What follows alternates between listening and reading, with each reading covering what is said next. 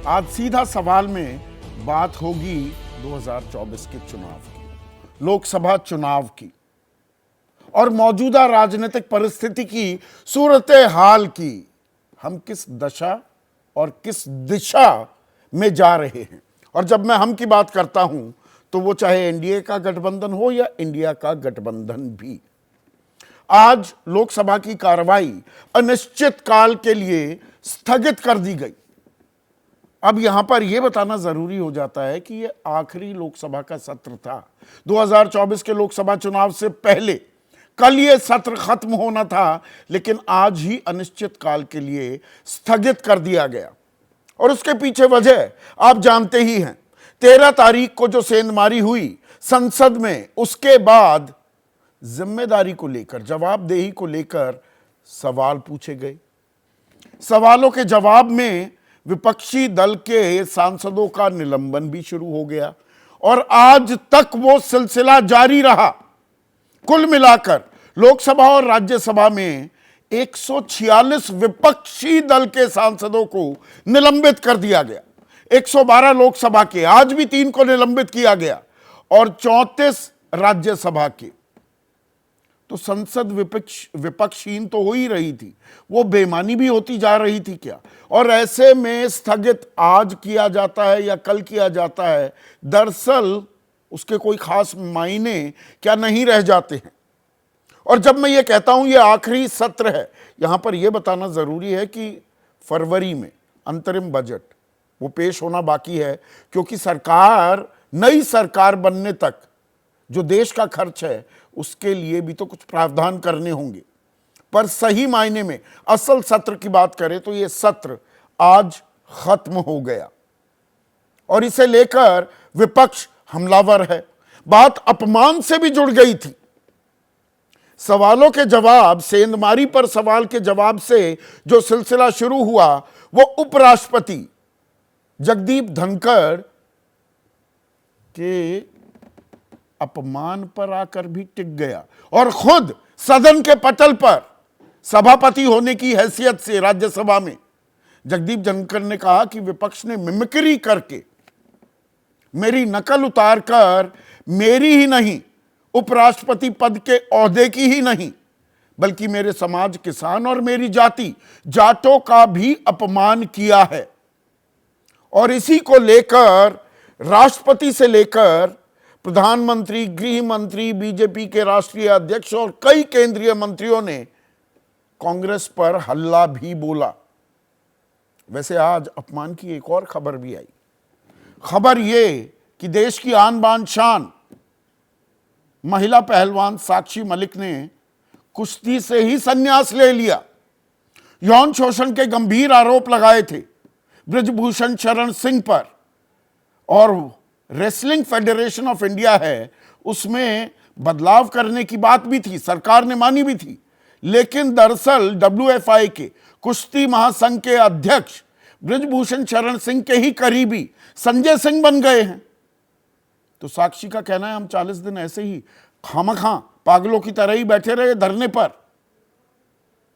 सब कुछ वहां से हटा दिया गया था, शौचालय की भी व्यवस्था खत्म कर दी गई। बारिश हो रही थी, हम वहीं दलदल में बैठे रहे, कीचड़ में, चिलचिलाती धूप में बैठे रहे।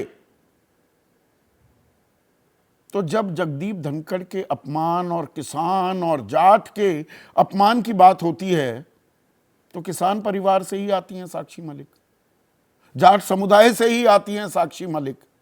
रोते रोते, बिलखते बिलखते वो थक गई, लेकिन उनके अपमान को लेकर किसी ने चूं तक नहीं की।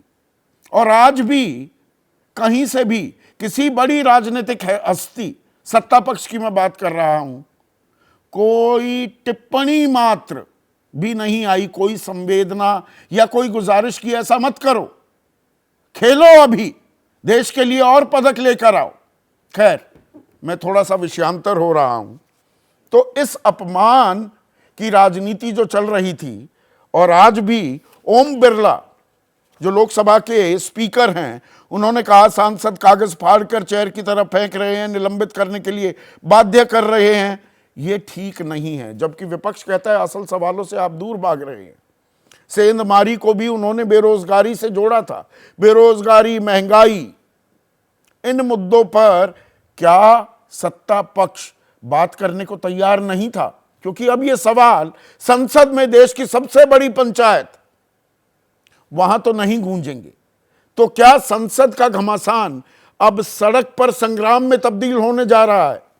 आज विपक्षी दल के नेताओं ने संसद से विजय चौक तक, वो छोटा सा ही रास्ता है, वहां मार्च निकाली और कल देश भर में प्रदर्शन करने वाले हैं इंडिया महागठबंधन के लोग। और इस बीच कांग्रेस की एक वर्किंग कमेटी की बैठक भी हुई, जो सबसे हाईएस्ट डिसीजन मेकिंग बॉडी है, सबसे बड़ी जो बैठक हो सकती है फैसलों को लेकर।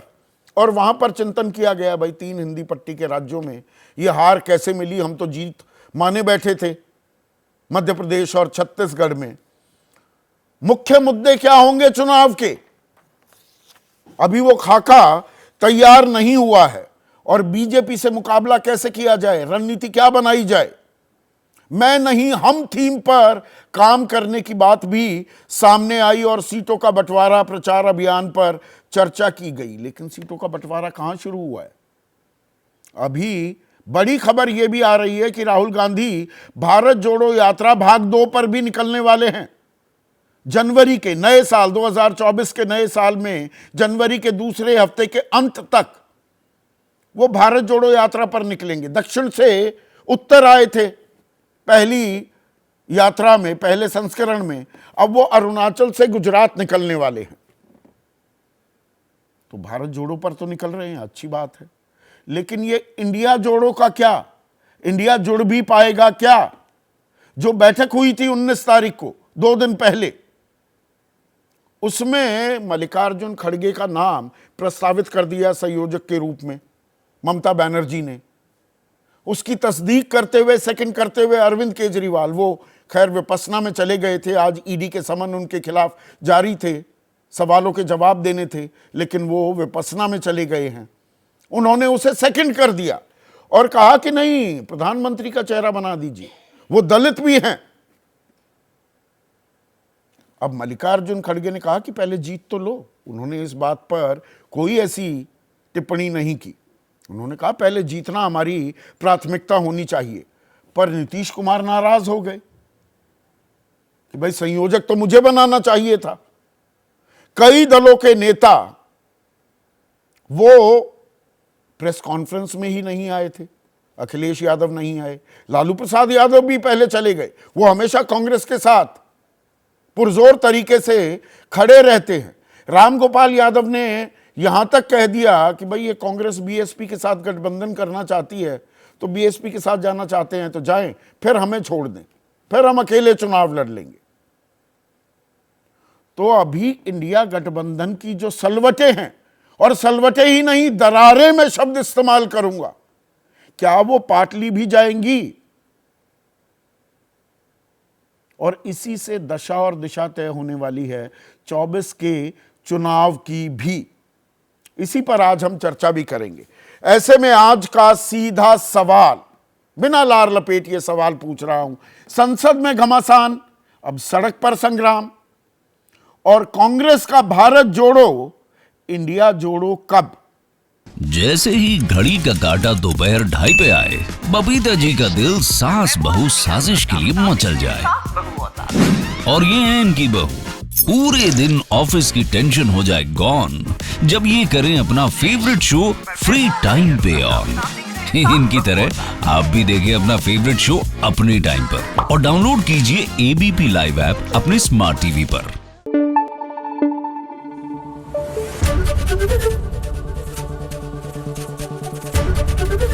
एबीपी न्यूज आपको रखे आगे।